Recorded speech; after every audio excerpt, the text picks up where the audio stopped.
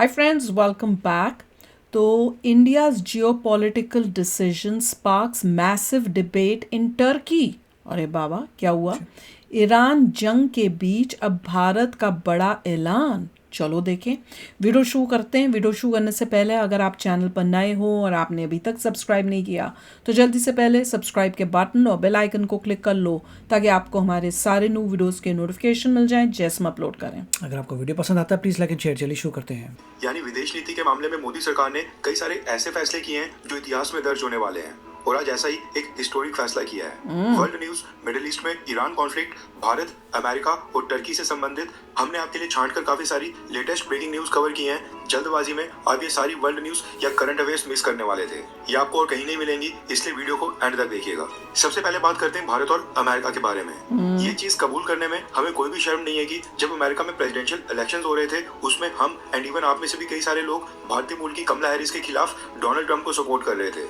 लेकिन Donald Trump ने president बनने के बाद जो भारत के खिलाफ स्टेप्स उठाए हैं, पाकिस्तान को जितना सपोर्ट किया है, उसको देखकर तो ऐसा लगता है कि काश कमला हैरिस ही अमेरिका की प्रेसिडेंट बन गई होती। कमला हैरिस वो ऐसी लेडी है, पहले वो सबको ये दिखा रही थी मैं तो इंडियन ओरिजिन की हूँ और उसके बाद जब प्रेसिडेंट के इलेक्शन के लिए खड़ी हुई एकदम से जी मैं तो ब्लैक हूँ, अफ्रीकन अमेरिकन हूँ, उनके साथ उन्हीं के साथ सब करने लगी। ऐसे इंसान को कौन वोट देगा? करेक्ट। अब ऐसा मैं इसलिए कह रहा हूँ क्योंकि कमला हैरिस और जो बाइडेन की डेमोक्रेटिक पार्टी ने भारत के साथ रिश्तों के लिए डोनाल्ड ट्रंप की क्लास लगा दी है। रेफरेंस के लिए आपके स्क्रीन के ऊपर आर्टिकल का स्क्रीनशॉट है। न्यूज आ रही है कि अमेरिका के हाउस ऑफ रिप्रेजेंटेटिव्स में डेमोक्रेटिक पार्टी के लॉ मेकर्स ने एक रेजोल्यूशन इंट्रोड्यूस किया है जिसमें कमला हैरिस का यहाँ पे इम्पैक्ट 0 है। कोई नहीं Nobody पूछता knows उसको। who she is. She is nowhere now। जब पॉलिटिक्स में आएगी तो हो जाएगी। अभी भी थी पर कोई उसकी न्यूज नहीं कवर होती। और जिस तरह से उसने मतलब देख रहे थे हम भी, वी वर ऑल्सो शॉक्ड कि पहले इंडियन हूँ, उसके बाद एकदम से अफ्रीकन अमेरिकन। 0 इम्पैक्ट है उसका यहाँ पे। एनीवे, डोनाल्ड ट्रंप की भारत और चाइना के खिलाफ स्टेटमेंट का विरोध किया गया है और डोनाल्ड ट्रंप के रिमार्क्स को रेसिस्ट बताया गया है। दरअसल पिछले महीने डोनाल्ड ट्रंप ने बर्थ राइट सिटीजनशिप का विरोध करते हुए भारत और चाइना को हेल होल कंट्रीज बताया था, जिसका एग्जैक्ट मैच होता है नर्क का गड्ढा। ऐसी जगह जहाँ पर लाइफ बिताने के लिए कंडीशंस नर्क से भी बुरी हों, बहुत ही गंदी या फिर खराब जगह के लिए बोला जाता है। इसी कमेंट के ऊपर रिपब्लिकन पार्टी के लॉ मेकर्स ने एक चीज मुझे बताओ, अगर किसी देश से लोग छोड़ के किसी और देश में आ रहे हैं, क्यों आ रहे हैं? उनको क्या ज़रूरत है? उनको अपने देश में प्रॉब्लम्स हो रही हैं, वहाँ पे उनको या तो उनको अपॉर्चुनिटीज़ नहीं मिल रही, उनको वहाँ पे वो फैसिलिटीज़ नहीं मिल रही जो वो एक्सपेक्ट करते हैं और उनको दूसरी कंट्री बेटर लग रही है, इसीलिए आ रहे हैं ना। कड़वा सच तो यही है। किसी के साथ क्राइम होता है किसी कंट्री में तो उसे लगता है कि वो जगह खराब है। इंट्रोड्यूस किया है जिसमें कहा गया है कि अमेरिका के प्रेसिडेंट को भारत के लिए ऐसी भाषा का इस्तेमाल नहीं करना चाहिए था। अमेरिका के प्रेसिडेंट को रेसिज्म और भेदभाव की आलोचना करना चाहिए, ना कि खुद ही रेसिज्म करके भेदभाव को बढ़ा। एक और बात बता देती हूँ, वो उसका स्टाइल ऑफ स्पीकिंग है। वो यूएसए को भी कितनी बारी बोल देता है, वो यूएसए को भी हेलोल बोल देता है, डेड इकोनॉमी बोल देता है, कैलिफोर्निया को बोल देता है, शिकागो को बोल देता है, वो हर चीज में बोलता है। तो अगर ऐसे ही सब लोग सोचने लगे, हम बोलने लगे ओ हमारे स्टेट को ये बोल दिया है, उसको बोल दिया, फिर तो हो गया। This is just his way of saying. उसका ये मतलब नहीं होता।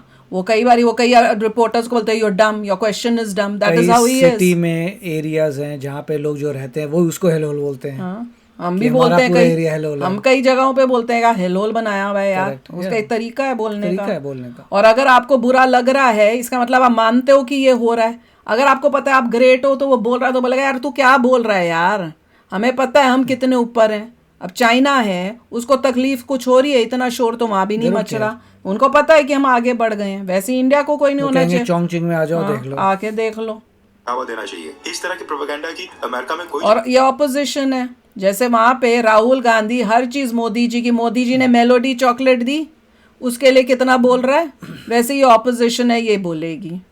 जगह नहीं है क्योंकि इमिग्रेंट्स जो दूसरी कंट्री से अमेरिका आए हैं वही हर दिन अमेरिका को और भी ताकतवर बनाने में योगदान दे रहे। सारे नहीं, जो पढ़े लिखे आ रहे हैं और इलीगल भी बहुत आ रहे हैं, और कई ऐसे हैं जो पढ़े लिखे नहीं है, पता नहीं किस तरीके से आ रहे हैं।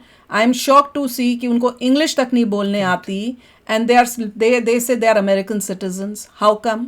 You are in America and you don't know how to speak English? How कम?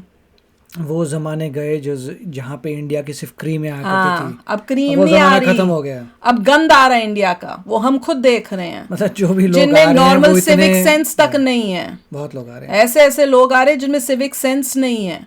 मतलब उन्होंने यूएसए को, हम खाली इंडिया की बात नहीं करी, बाकी देशों से भी, कि इतनी सिविक सेंस नहीं है कि हम अपने 30 साल ऑफ दिस में देख रहे हैं वो चेंजेस, नॉर्मल एटिकेट्स, मैनर्स, वो सब खत्म हो गया, गंदगी वो सब दिख रही है। और वह कहाँ दिखती है? जहाँ पे इमिग्रेंट्स ज्यादा हैं।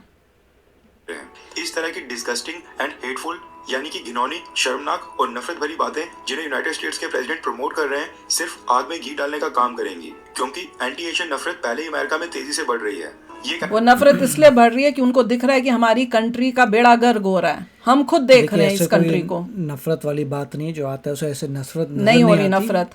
जो मगर मैं ये गलत बता रहा करेगा, जो गंद करेगा उस कंट्री में आके, उनको नफरत मिल रही है। correct। और अगर वो किसी एक कंट्री, इस पर्टिकुलर कंट्री से आके ये करते हैं, तो वो उस कंट्री को भी बदनाम कर रहे हैं। उससे हमें भी नफरत होगी, चाहे वो इंडियन हो, चाहे वो किसी और देश का हो। रिपब्लिकन पार्टी का, जिन्होंने भारत के लिए आवाज उठाई है। अब ये रेजोल्यूशन हो सकता है कि 4 से 5 महीने के बाद होने वाले मिड टर्म इलेक्शंस के कारण आया हो, लेकिन ये भी सच है कि कमला हैरिस की डेमोक्रेटिक पार्टी सच में इंडियन इमिग्रेंट्स के हक के लिए लड़ते दिखाई दे रही कोई हक के लिए नहीं लड़ रही है, इसने तो अपना इंडियन बोलना ही बंद हो गई थी। है। और डोनाल्ड ट्रम्प को इंडियन इमिग्रेंट से कोई फर्क नहीं पड़ता है, क्योंकि majority Indian immigrants Donald Trump या उनकी पार्टी को सपोर्ट नहीं। पॉलिटिशियन को सिर्फ यही फर्क पड़ता है कि वो पावर में आ जाए। हाँ, और साथ में अगर आप देखो ट्रम्प के एडमिनिस्ट्रेशन में कितने इंडियंस हैं। आपका एफबीआई का हेड कौन है? He is an Indian American. Exactly. आपका जेडी वैंस, उसकी वाइफ कौन है? इंडियन। नहीं, ऐसे कोई बात नहीं, जो तो ये बेकार की बात पावर में आने के लिए लोग करते हैं, और सब opposition अपने वाली देश बात के है। लिए करेंगे, सबको अपने देश का है, और जो उनके देश के लिए ठीक होगा वो करेंगे। उनको बाहर के लोगों से कोई लेना देना नहीं है। नहीं करते, क्योंकि वो खुद और उनकी पार्टी इमिग्रेशन के ऊपर काफी रिस्ट्रिक्शंस लगाती है। नेक्स्ट अपडेट आ रही है भारत और म्यांमार को लेकर। रेफरेंस के लिए आपकी स्क्रीन के ऊपर आर्टिकल का स्क्रीनशॉट है। न्यूज आ रही है कि भारत ने म्यांमार के मिलिट्री रूलर मिन ऑंग हलैंग, जिसने अपने आप को म्यांमार का प्रेसिडेंट घोषित किया था, बोगस इलेक्शन करवाए थे। भारत ने इनको इनवाइट किया है और ये अगले महीने जून में भारत की बोगस इलेक्शन किए थे, पर हम इनवाइट कर रहे हैं, विजिट के ऊपर आ रहे हैं। अच्छा। मिन ऑंग हलैंग ने साल 2021 में Nobel peace prize winner Aung San Suu Kyi का तख्ता पलट करके वहां पर मिलिट्री रूल लगा दिया था, जिसकी वजह से कई सारे वेस्टर्न देश इस मिलिट्री डिक्टेटर के खिलाफ हो गए हैं। और हम उसको बुला रहे हैं ऐसे। अब उसको हाउस अरेस्ट किया जाके, जब वो बहुत ओल्ड होगी हाँ बेचारी, अब उसकी तबीयत खराब होगी ना, तो उनको होगा कि अगर इसकी डेथ वेथ हो जाए तो हमारे ऊपर ना आए, तो इसको वहां पे रख दिया होगा हाउस अरेस्ट में। पर हम ऐसे बंदे को बुला रहे हैं। और इसको आज भी वेस्टर्न न्यूज के आर्टिकल्स में मिलिट्री डिक्टेटर ही कहा जाता है। अमेरिका समेत कई वेस्टर्न कंट्रीज ने इनके ऊपर सैंक्शंस लगा दिए हैं। खास बात यह है कि ये इससे पहले रशिया और चाइना भी गए थे। ला कर लो, रशिया, चाइना, ऐसे लोगों को बुलाया जा रहा है, और हम भी उसको बुला रहे हैं। डिक्टेटरशिप से। हाँ, ऐसे लोगों को हम डेमोक्रेटिक कंट्री बुला रही है। देखते हैं, अभी हो सकता है कोई रीजन हो, देखें। यानी कि रशिया और चाइना ने भी मिन ऑंग हलैंग को इनवाइट करके होस्ट किया था। चाइना ने पिछले साल मिन ऑंग हलैंग को एससीओ समिट में भी इनवाइट किया था, जहां पर प्रधानमंत्री मोदी ने वहां पर इनके साथ साइडलाइंस पर मुलाकात की थी।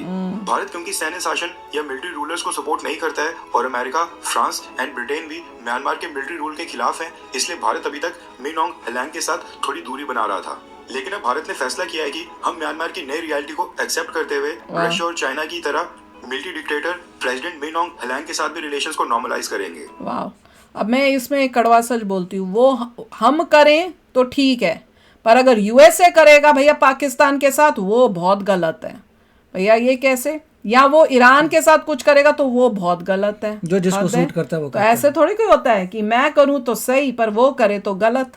अब होता क्या है कि अगर एक तरफ अमेरिका डायरेक्ट पाकिस्तान की मिलिट्री और जनरल ये लो, है ना, अगर वो अमेरिका यूएसए करे पाकिस्तान अपने फायदे के लिए, तो भैया वो तो बहुत गलत हो गया। और हम कर लें ऐसे देशों के साथ तो वो ठीक है भैया, क्योंकि हमें फायदा, हम तो करेंगे। तो दोनों तरफ सेम देखना चाहिए। हाँ, वो कर रहा है, ठीक है, हमारे लिए फायदेमंद नहीं है, पर वो अपना देख रहा है, हम अपना देख रहे हैं, ठीक है।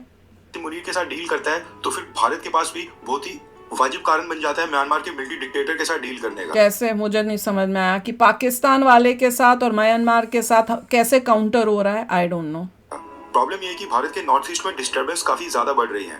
मणिपुर में वापस से क्लैशेस हो रहे हैं। कई सारे नॉन स्टेट एक्टर्स भारत में हमले कर बॉर्डर पार म्यांमार चले जाते हैं। ऐसे ग्रुप्स को रोकने के लिए म्यांमार की सेना का समर्थन चाहिए, इसलिए भारत ने अब म्यांमार के सैन्य शासक मिन ऑंग हलैंग को आमंत्रित किया है। हमारे रिलेशनशिप म्यांमार से हमेशा अच्छे थे, ऑलवेज, और वो हेल्प करते हैं हमारी। को दिल्ली में होस्ट किया जाएगा। आपके अकॉर्डिंग अपने देश के हितों को सुरक्षित करने के लिए मिलिट्री डिक्टेटर को भी इनवाइट करना पड़े तो क्या ये सही स्टेप है? क्या बोलो। इस फैसले के ऊपर अगर आप भला होता मोदी तो सरकार तुम्हारे देश समर्थन का सब करते हैं? सही तो है। वैसे ही फिर अगर यूएसए कर रहा है तो वो भी सही है, अगर इंडिया का फायदा या होता कोई है और you कर do रहा है it। तो वो भी सही है।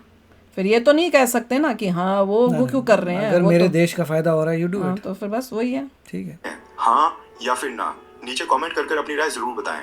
नेक्स्ट अपडेट आ रही है ईरान वॉर से संबंधित। न्यूज आ रही है कि यस और नो सिग्नल के बाद फाइनली पाकिस्तान का फील्ड मार्शल आसिम मुनीर पिछले कल देर रात को ईरान की यात्रा पर चले गया है। वहां पर प्रेसिडेंट सुना था उससे पहले वो गया था, इनका पता नहीं कौन था, फॉरेन मिनिस्टर था, कौन था गया। डोनाल्ड ट्रम्प ने भी अपने वीकेंड प्लान्स को कैंसिल कर वापस व्हाइट हाउस में रहने का फैसला किया है। माना जा रहा है कि Iran America peace deal sign होने के सबसे करीब आ गई है। अच्छा। डोनाल्ड ट्रम्प एडमिनिस्ट्रेशन ने ईरान को 2 दिन हमें तो यही सुनने में आ रहा है कि अभी तक वो रिजेक्ट ही कर रहा है ट्रम्प हर चीज को, वो तो मान ही नहीं सब रहा। बकवास है उनकी चीजें। यानी 48 घंटे का समय दिया था, उसका टाइम भी अब खत्म हो रहा है। इसलिए ना सिर्फ Pakistan army chief general Asim Munir Iran गया है, बल्कि न्यूज आ रही है कि कतर से भी एक टीम ईरान आई है और ये दोनों ईरान को उसका यूरेनियम सरेंडर करने के लिए दबाव डाल रहे हैं। यूएस न्यूज चैनल्स ने यह भी बताया है कि अमेरिका ने ईरान के ऊपर स्ट्राइक्स वापस रिस्टार्ट करने की तैयारियां दोबारा से शुरू कर दी है। तो पहले से ही शुरू की हुई है। खास बात यह है कि आज सुबह जब ये सारी डेवलपमेंट्स हो रही थी उस समय ईरान की स्पेस पूरी तरह से खाली हो गई थी।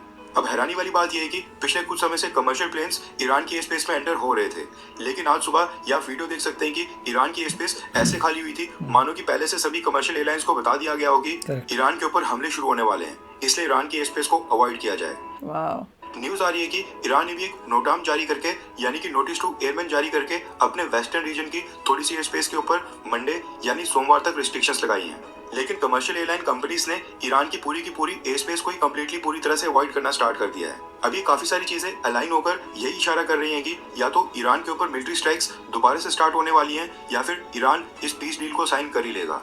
अब देखते हैं इनमें से क्या होता है। टर्की की भारत ने क्या लंका लगा दी है उस पर बात करने से पहले हम पाकिस्तान टर्की ने भारत की लंका की भारत ने टर्की की लंका भारत ने लगाई होगी। भारत ने लगानी चाहिए। ट्रॉफी चोर इंटीरियर मिनिस्टर मोहसिन नकवी के बारे में बात करते हैं, क्योंकि इसने ऐसी स्टेटमेंट दे दी है जो खुद इसके बीवी बच्चों को शायद विश्वास ना हो, लेकिन ये पाकिस्तान की भूखी नंगी आवाम को चूरन बेचने के चक्कर में इतनी बड़ी बढ़ के मार रहा है। रेफरेंस के लिए आपकी स्क्रीन के ऊपर आर्टिकल का स्क्रीनशॉट है। न्यूज आ रही है कि पाकिस्तान के इंटीरियर मिनिस्टर मोहसिन नकवी ने एक प्रेस कॉन्फ्रेंस में ऑपरेशन सिंदूर के ऊपर कमेंट करते हुए कहा है कि पिछले साल जो भारत और पाकिस्तान के बीच लिमिटेड स्केल के क्लैशेस हुए थे उसमें पाकिस्तान के ड्रोन लिमिटेड स्केल के क्लैशेस हुए थे, जिसके लिए ये भागे गए ट्रम्प के पास कि रुकवा दो। सुन लो भैया, बॉर्डर पार कर दिल्ली में प्राइम मिनिस्टर नरेंद्र मोदी का जो आवास है यानी कि पीएम रेजिडेंस है उसके ऊपर पाकिस्तान के ड्रोन घूम रहे थे। बोला था ना कि जमीन लो, अपनी पीओके वापस लो, तब नहीं समझ रहे थे ना सब लोग। हमको कह रहे थे नहीं जी, हमको तो हमारा तो ये मिशन ही नहीं था, ये बोल रहे थे इसलिए ताकि इनका मुंह बंद हो जाता। जिसके बाद भारत घबरा गया था। मोहसिन नकवी ने कहा कि जब भारत ने पाकिस्तान के ऊपर ड्रोन हमले किए तो उनके कई सारे ड्रोन हमारे शहरों की तरफ आए, जिसके बाद पाकिस्तान सेना एक्टिव हो गई और उनको गिराना शुरू किया। इसके बाद जब हमने ड्रोन चलाए तो भारत उनको रोक नहीं सका और हमारे ड्रोन्स ने दिल्ली तक जाकर वहां पर दहशत फैला दी थी। कौन सी दहशत फैलाई भैया, हमें भी बताओ। और जब पाकिस्तान के ड्रोन हम तो दिल्ली से हैं। प्रधानमंत्री मोदी के रेजिडेंस के ऊपर घूमने लगे, फिर क्या किया, घूम के हेलो करके चले गए, डर के भाग गए क्या? पर मंडराने लगे, उसके बाद भारत घबरा गया था। दिया। ऐसा कहना है इस ट्रॉफी चोर मोहसिन नकवी सुन लो अब का। नेक्स्ट अपडेट आ रही है भारत, टर्की और साइप्रस को लेकर, क्योंकि इस न्यूज ने टर्की के कई सारे थिंक टैंक्स और टर्किश न्यूज चैनल्स के होश उड़ा दिए हैं। और टर्की ने भी कभी नहीं सोचा होगा कि कश्मीर मुद्दे के ऊपर भारत को टारगेट करने की इतनी बड़ी सजा मिलेगी। ये तो हम पिछले कल भी बात कर चुके हैं कि पिछले कल साइप्रस के प्रेसिडेंट निकोस क्रिस्टोडुलाइड्स और प्रधानमंत्री मोदी के बीच बायलैटरल मीटिंग हुई है, जिसमें भारत और साइप्रस ने अपने डिप्लोमेटिक रिलेशंस को अपग्रेड कर कॉम्प्रिहेंसिव से स्ट्रेटेजिक पार्टनरशिप कर दिया है। लेकिन एक सबसे इंपॉर्टेंट न्यूज आ रही है, वो है भारत और साइप्रस के बीच डिफेंस डील को लेकर। साइप्रस टर्की का कट्टर दुश्मन है और टर्की ने भी पाकिस्तान की तरह साइप्रस के बड़े हिस्से के ऊपर साल 1974 में कब्जा किया हुआ है। साइप्रस चाहता है कि वो किसी भी कीमत के ऊपर टर्की से अपना नॉर्दर्न पार्ट वापस ले ले। इसके लिए अब साइप्रस ने अपनी सेना को मजबूत करने का फैसला किया है, लेकिन खास बात यह है कि साइप्रस की सेना को मजबूत करने में इनकी मदद करेगा भारत। पहले हम तो अपनी ले लें पीओके। रेफरेंस के लिए आपकी स्क्रीन के ऊपर आर्टिकल का स्क्रीनशॉट है। न्यूज आ रही है कि साइप्रस ने भारत से एक्सप्रेस किया है कि वो भारतीय डिफेंस इक्विपमेंट परचेज करना चाहते हैं, क्योंकि भारत के वेपन्स बैटल टेस्टेड हैं और ऑपरेशन सिंदूर में भी इनका टेस्ट हो गया है। गुड। लिटरली ये वर्ड्स साइप्रस के ऑफिशियल ने इस्तेमाल किए हैं। साइप्रस ने कहा है कि हमें भारत की कैपेबिलिटीज का एहसास है, इसलिए वो भी चाहते हैं कि भारत अपने बैटल टेस्टेड वेपन्स उनके साथ शेयर करें, यानी कि उनको सेल करें। अभी तो खैर ये कंफर्म नहीं है, कर दो से, लेकिन न्यूज आ रही है कि साइप्रस को भारत के एंटी ड्रोन सिस्टम्स में काफी इंटरेस्ट है, क्योंकि भारत ने ऑपरेशन सिंदूर में टर्किश ओरिजिन के ड्रोन्स को भी सक्सेसफुली मार गिराया था। अरे खाली यही नहीं, अभी तो हम और भी बना रहे हैं, रोज न्यूज सुनते हैं, जो पाकिस्तान ने टर्की से परचेज किए थे। अब क्योंकि साइप्रस के ऊपर भी टर्किश ड्रोन का खतरा है, इसलिए साइप्रस चाहता है कि भारत उनको अपना एंटी ड्रोन सिस्टम दे जो टर्की के ड्रोन्स को टेक डाउन करने में सक्षम हो। इसके साथ ही न्यूज आ रही है कि साइप्रस भारत के साथ मिसाइल डिफेंस सिस्टम की भी एक डील करना चाहता है, लेकिन अभी तक भारत ने कहा है कि हम इसके ऊपर विचार करेंगे। अब ये देखना इंटरेस्टिंग होगा कि भारत साइप्रस को एंटी ड्रोन सिस्टम दो भाई दो या मिसाइल डिफेंस सिस्टम भेजता है या फिर नहीं, क्योंकि एक बार हमने टर्की के दुश्मन को वेपन भेज दिए तो उसके बाद फिर यहाँ से वापस आने का कोई भी ऑप्शन कहाँ वापस आना है भैया हमें, टर्की के साथ वो भी सोचना पड़ेगा अब हमें, नहीं होगा। इसके साथ ही न्यूज आ रही है कि भारत और साइप्रस ने bilateral defence cooperation 2025 to 2031 sign कर लिया है, यानी अगले 5 साल तक भारत और साइप्रस डिफेंस के क्षेत्र में एक दूसरे के साथ साझेदारी करेंगे और Cyprus defence and space industry cluster और India society of Indian defence manufacturers के बीच एक मेमोरेंडम ऑफ अंडरस्टैंडिंग यानी MOU भी साइन किया गया है। लेकिन सबसे इंटरेस्टिंग एग्रीमेंट है technical arrangement on search and rescue, यानी सर्च एंड रेस्क्यू ऑपरेशन करने में भारत और साइप्रस एक दूसरे की मदद करने के लिए अपने सैन्य संसाधन भी डिप्लॉय कर सकते हैं। हमें पता है कि भारत अपने लिए खुद सर्च एंड रेस्क्यू करने में सक्षम है। ये एग्रीमेंट इनडायरेक्टली भारत की नेवी को साइप्रस के पोर्ट्स के ऊपर डॉक करने का रास्ता खोलेगा और इसकी मदद से भारत और साइप्रस की सेना और भी करीब आएंगी। टर्की को ये डिफेंस एग्रीमेंट्स काफी खल रहे हैं और टर्की के न्यूज चैनल्स ने भी तो जल्दी करो साइन और भारत की आलोचना करना स्टार्ट कर दिया है और कहा है कि भारत धीरे धीरे टर्की को घेरने के लिए टर्की के सभी दुश्मन देशों के साथ करेंगे। तुम पाकिस्तान को करोगे तो हम भी करेंगे, इसमें हमारे को सोचने की जरूरत ही नहीं है। खुद तो अपने रिलेशनशिप स्ट्रॉन्ग कर रहा है, लेकिन इन सबको भी इकट्ठा कर रहा है। मगर सच्चाई ये है कि इस चीज की शुरुआत भी टर्की ने ही पहले की थी। वह काफी कमाल की न्यूज है, वेरी गुड। और इसमें मैं तो कह रही हूँ बिना सोचे, इतना क्या सोचना है, तो हम अपने उनको दो, खास वो आए हैं मांग रहे हैं, तुम्हारी कमाई होगी, देश की कमाई होगी, हम बनाए इसी ले रहे हैं ताकि दुनिया में इस ये लेंगे फिर उसको देख के 10 और देश लेंगे। करना चाहिए। एयरफोर्स में थोड़ा टर्की आगे है, जिसके अपने प्लेन्स बना सकता है, उसको बीट करना है फिर सही हो जाएगा। एग्जैक्टली। सिर्फ एक एयरप्लेन्स ही रह गए हैं जो इंडिया को कॉन्कर करना है, उसके बाद एवरीथिंग विल बी गुड। बिल्कुल। तो चलो यार, आप भी शेयर करना अपने थॉट्स। चलते हैं, मिलेंगे नेक्स्ट वीडियो में बहुत ही जल्द। Till then take care and bye bye. तो अगर आप मेरे इस चैनल पे नए हो तो जल्दी से सब्सक्राइब के बटन को हिट करो और बेल आइकन को क्लिक करो ताकि आपको मेरा जब नया वीडियो मैं लगाऊं आपको उसके बारे में जल्दी से पता चल जाए।